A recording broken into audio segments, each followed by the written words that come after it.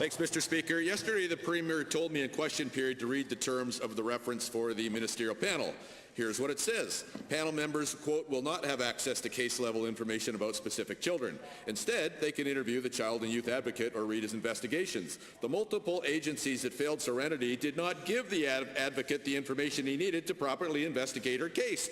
That's why we're here talking about this. Premier, how on earth does this keep it in the dark panel give Serenity or any child justice? Honourable Premier. Mr. Speaker, that particular clause was taken completely from the terms of reference that were used in the work that was done by former Minister Boular. But nonetheless, you know, the member opposite just finished saying and taking responsibility for the fact that this is a very complex file. It is a very difficult file. It is a 44-year-long file that they admit they weren't able to fix because it's hard. Yet, today, Mr. Speaker, they proposed terms of reference that would only have the investigation go back to May of 2015. For heaven's sakes, Mr. Speaker. Thank you. First supplemental question. Thanks, Mr. Speaker. Yesterday, I urged the Premier to throw off the blanket of secrecy she has thrown over the ministerial panel, and I got nowhere. The Premier assured me the secrecy will allow for, quote, excessive public opportunity and high levels of transparency, and she started to say prevent political grandstanding, which really means muzzling MLAs on the panel. Premier, isn't the real goal of the Keep It in the Dark panel to whitewash the inaction of your incompetent minister? Honourable Premier.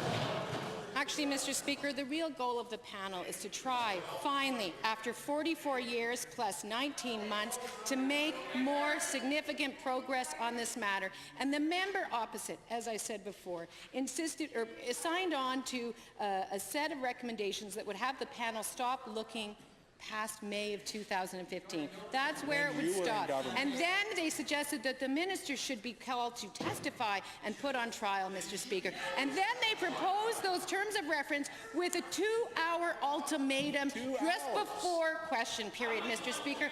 How in heaven's name can we believe they're... Thank you, Honourable Premier.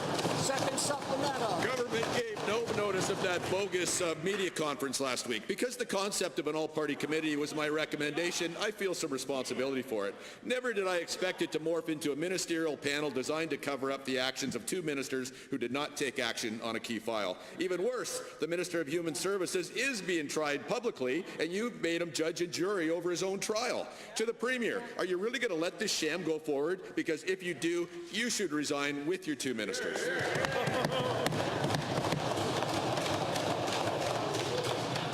Quiet, please. Mr. Speaker, I mean, honestly, the way in which these guys are going forward in terms of positioning themselves as we are trying genuinely to reach across and develop a process that can actually create and recommend meaningful proposals, it is very, very difficult to engage in that with the kind of yelling that we're hearing right now, this kind of behavior. Very, very difficult to have this kind of conversation, and people wonder why it won't be successful. Could you please stop the time?